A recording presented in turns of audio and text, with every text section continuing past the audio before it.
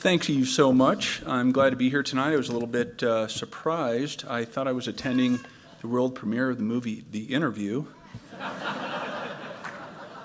So you might imagine I was surprised when some fellow handed me this coat and this gown. But seriously, Dean Hayes, fellow members of the Platform Party, family and friends, and most importantly, students, Colorado State University of 2014.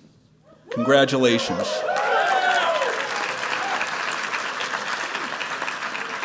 Very good evening to all of you, and again, congratulations on your graduation. Before I make every attempt to engage you, inspire you, and make you smile a little bit, let's get a few things squared away, and let's talk about the things we have in common. I'm quite proud to be a Ram, class of 1986, and while I'm now the CEO of a ski area holdings company, operating company, and live in California, I can tell you quite honestly that coming back here to Colorado State and walking these hallways is very much like coming back home. And like everybody's home, at least all of us here, right? We have here at our home, we have a place to sleep, a place to eat, a place to hold parties. We have a library, and soon we'll have a really interesting place to play football, along with 42,000 of our friends watching. Wow, that was maybe a little bit too sensitive a topic to bring up. I've been away for a little while. In all seriousness, it's great to be back, and my strong sense is that all of you, when you hit pause on your careers and your life, and you come back here to Colorado State, excuse me, you too will have a feeling in this sense of coming home. Make no mistake, coming back here and speaking with you tonight, I truly find an incredible honor. It's with great pride that I am offered this opportunity to address you on this wonderful day. Of the many goals that I have for you is to wish you all the greatest success, substantially more success than I've realized in my life and my career. And yes, the top of that list is the great goal of outperforming me by actually remembering who spoke at your commencement. That's actually not funny. I don't remember who spoke at our commencement. I'm proud to be of Colorado State, and although 28 years separates us, we have more in common than you may think. Allow me to point out a few of those things that we very much have in common. Like you, I also do not know the CSU fight song.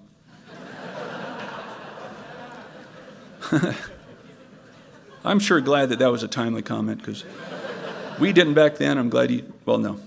Back then, as remains the case with all of you today, we spoke and still speak very slowly in no more than 1 and 2 syllable words when conversing with somebody from the University of Colorado.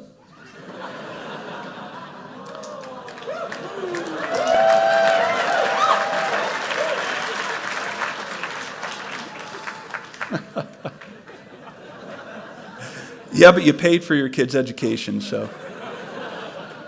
Other similarities include, like you, most of my assignments were completed by way of all-nighters fueled by Panhandler's Pizza, and back then Jolt Cola. Now you have Red Bull. And the assignment was wrapped up the next morning about 10 minutes prior to class at Avogadro's number with a kick of caffeine and inspiration right before I made my way to class. And like you, when I went skiing, I went to Winter Park for the day and to Steamboat for the weekend, because those mountain communities and those hills, those are feature-friendly, very cool communities. And driving up to Steamboat by way of the Poudre Canyon through North Park and seeing the Never Summers is just really incredible and always will be real Colorado. That's right. Another interesting similarity I noted is while reading the Collegian, as was the case when I was attending CSU, there was a heavily promoted class on learning how to avoid procrastination. What's funny about that? Which, when you think about it, is really a mind bender, avoiding procrastination. Nonetheless, that class on learning how to avoid procrastination was promoted heavily back then, and all of us in the class of 86, like you, still never found time to make it to that class. Thought I was serious, right? On a more meaningful note, like all of you, on my way to and from classes and campus, I would look to the west, I would look to the foothills, and then up to the mountains, and then ultimately up to Long's Peak. Long's Peak was and is an important and meaningful marker with deeper and more profound value on my personal compass, and I trust it is on all of your personal compasses still today. Lastly, a similarity that comes to mind is that the faculty and staff of this great college are among the best in the country, and they still work hard to ensure the quality of your education. This is the same, you see. They care about the environment, and they care very much about you. You have paid, if not borrowed to pay, for their services, but they have given you their best, they have given you more, and for that you have gained. Across a remarkably diverse group of people in this room, there remain genuinely shared values. One of the treasured convergences in life that infrequently comes about. However, there are in fact substantial differences from 1986 in CSU to now. There are in fact real contrasts to when I was going to school here. This month, the Collegian on campus reported on the top 10 moments of the CSU football season, which, as we all know, is far from over. Utah's going down. Which, as you know, this was a great year, finishing near in the top 25 in the AP top 25. In contrast, when I was going to school, that same article in the Collegian wasn't the top 10, it was in fact the top 2. And they would include that one time we got a first down. and this part's really true. One season where we actually broke the 21-game losing streak. Music, that's also very true. I don't know if you guys know that. We had a 21-game losing streak. It's far different today. Music is different. A song by Journey, Don't Stop Believin', was such a big hit on our minds at all times, and at parties we'd sing it at the top of our lungs, and I bet none of you have even heard of that song or know the lyrics to that song. Or I bet that if you do know the lyrics to that song, that you don't have the guts to sing them right now.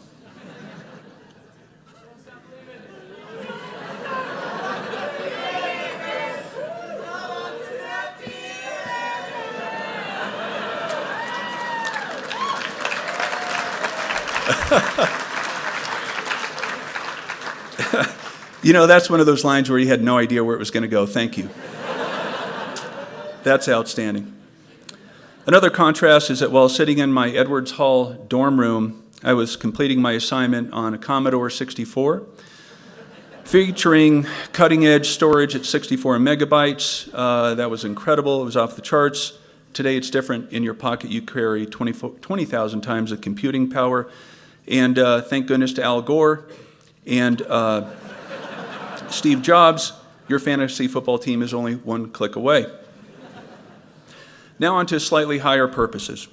I grew up in a family where the country's national parks and conservation of our nation's lands wasn't the only topic of discussion, but it was in fact the primary topic of discussion.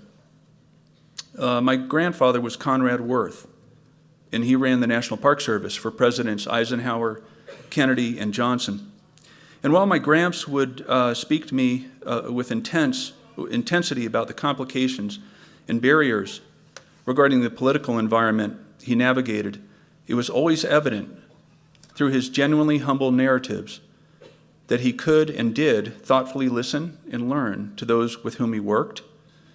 Then, when the naysayers would create their predictable batch of can't do that's, he would rise above the din and act, always acting with the best interests of the people, the environment, and our lands at hand. It wasn't the easiest thing to do. The easy thing to do would have been to proclaim himself a victim of the bureaucracy. Consider and keep in mind the times. This is post-World War II America. There really wasn't a society-wide environmental ethic of any breadth, and the country was in turmoil over important other fronts, like racial equality, something with which we still are very much struggling with today and have yet to fully reconcile. In the 50s, the works of the legendary Scotsman John Muir had some minimal traction, but the Hetch Hetchy Dam matter was a thing of the distant past. Although Leopold's writings were just starting to seed a true conservation movement across America, but it was all very new and very much in its nascent stages. The paint of America's environmental ethic was recently applied and was still very much drying. And no, they didn't have the same benefit of the interweb, Google, email, so to develop broad societal-wide trends and movements in the course of 1 or 2 days. Gramps and his team saw very clearly that with the new mobility the Americans had with their cars, the interstate system, and the Americans' newfound appreciation for visiting their national parks, put us on a track to absolutely loving our national parks to death. Moreover, those who worked for the Park Service were housed in dilapidated homes and cabins. The very people who were there to protect the lands and engage the American people lived in nothing short of blighted conditions. The lands needed protection, but they also needed to be accessed by their owners, the American people. In that era, bringing about broad public land protection policies and legislation, it was not an easy battle at all, nor a battle that was truly ever won. But the battle was materially advanced, and his work and his team's work, as expressed in the strategic initiative called Mission 66, not only helped protect the parks, but simultaneously allowed for Americans to visit and use their country's national parks without ruining that space and those lands. At times when I was young, he and I would steal away from the family, and sometimes in my late teens, we would talk for hours. Later in my teens, he would hand me a cigar. Shortly thereafter, I would turn green but still be listening quite intensely. He and I had a very real connection, and I miss him very much. I listened so intently to his detailed stories associated with the national parks, from the seashores of Cape Hatteras to the crown jewels of Yosemite, Yellowstone, and Rocky Mountain National Park, and I learned that his path through adversity to success was a winding, twisted, severely uphill path, which rarely featured any commensurate downhill sections, that it took patience, humility, and perseverance. I learned how he navigated this path. He chose to listen intensely, learn, and if needed, rise above the din and act, but always act with the interests of the American people and the lands at hand. And sometimes that was in the face of extreme frustration and irrational opposition. Conrad Wirth's influence, if not patriarchal like directives, had me reading at a young age the works of the godfather of the preservation movement, John Muir, and the works of Aldo Leopold, the godfather of the conservation ethic. Sand County Almanac remains very much part of who I am today. It implanted a very deep level current within me that is nothing short of a very real conservation ethic. While going to school here at CSU during summers, as previously mentioned, I was a backcountry ranger in Rocky Mountain National Park on the North Fork of the Big Thompson, a wilderness ranger in San Pedro Park's wilderness area in northern New Mexico, and also, to pay for tuition, was a sawyer on a shot crew, an initial attack fire crew, the Santa Fe Hotshots. That experience and that work was becoming my path. It was becoming my career path. And I was destined, if not fully meaning to follow in my grandfather's footstep. I chose to combine my love of the mountains with a different type of career and chose the ski business. It worked out to be a terrific convergence. To the state, however, in my job you will clearly see the work and evidence of my conservation ethic in most certainly Colorado State University, and most certainly this college. Not just the practical skills I learned here, while such as in the class whereby we worked on the draft EIR, which was, in that case, the development of the brand new Beaver Creek ski area, or the geology and resource management classes up at Pingree Park. But I would suggest, even more importantly to the state, the conservation ethic, which was instilled in me by my grandfather and very much evidenced, substantiated, and accelerated here at Colorado State, reveals itself today in my work and the work of my team and my company. I submit to you today that regardless of your career path or destiny, your passion, you will always have the tremendous benefit of the experience and learnings drawn from the College of Natural Resources here at Colorado State. Those benefits can reveal themselves directly, or they can reveal themselves indirectly. You have the basis to attain virtually anything you seek to accomplish, but I ask one thing.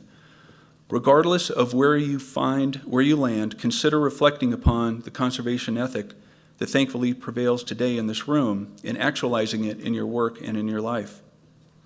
The lessons from my grandfather are offered for your consideration. Restated, he chose to listen intently, learn from those with whom he worked, and if needed, rise above the din and act, but always act in moments of extreme frustration and in the face of irrational opposition at times. He would always act in the interest of the environment and the people. Please consider when thinking about this lesson that the road to success most absolutely has many parking spaces. Please keep driving. If you care about the environment, do something more with your intellect, your passion, and your knowledge. Do something more than put a bumper sticker on your car. Use your intellect, use your knowledge, and use your passion to influence, advocate, and affect change. If you are lacking a focal point, allow me to offer up the bare truths and realities of climate change as the single most real threat to our society and our environment as a focal point for your efforts. At this point, with some risk, I choose to share something with you of a more personal level. Many years ago, I became a skydiver. It's a sport that I truly love, free falling in between 14,000 feet above ground level and 2,000 feet AGL. Is some of the most intense and condensed joys I've ever experienced. I truly love that sport, and I still do today. However, just over a year ago, I had a bad wreck during a landing whereby my right arm was torn off, and I was alone in a vineyard of all places, bleeding out. My arm was detached and shredded, and my brachial artery was rapidly letting go of that cliche, my life's blood. I was literally but a few moments away from dying, and I absolutely knew it. My experience as an EMT and work on high-angle rescue and trauma in the backcountry up in Rocky Mountain National Park allowed me to do a quick assessment, and with my left fist stuffed underneath my right arm, I was able to slow the bleeding enough to keep shock and death at bay. I lived through that day. I survived. There's tremendous value and power in those words to me, to my wife, and to my family. Well over 20 surgeries to reattach and reconstruct my arm were ultimately and somewhat miraculously successful. I have frequently been asked what epiphanies I have come to since that occasion, October 13th of 2013. And what I learned from being quite literally less than a minute from dying. The honest answer is that I'm not too sure, but I'm still learning. I can share this with you, however. I have a very strong and very deep level appreciation and genuine gratitude for those around me, for today, and ultimately for all of you. In that context, please take a moment to contemplate the very real power of gratitude. Stop for a moment and thank your parents. Thank them today. Thank them again and again. Many of you will be moving back in with them. You were wondering how I was going to exit out of that somber story, weren't you?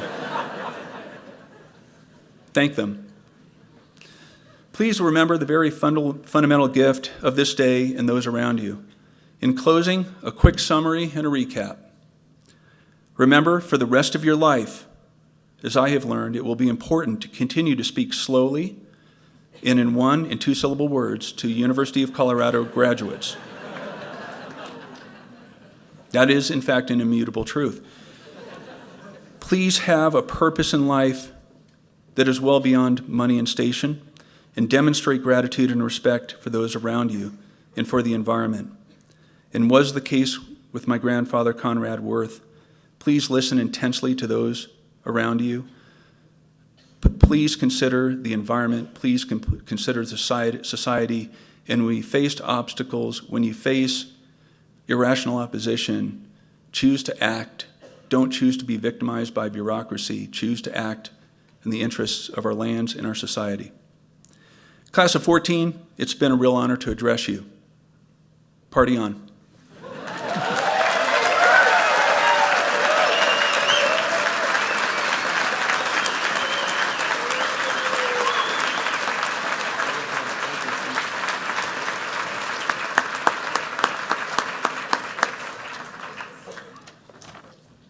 Thank you, Mr. Wirth. Will Dr. Stuart Cottrell, Associate Professor in the Human Dimensions of Natural Resources, please come forward and recognize our University Honor students as well as our College Honor Society initiates.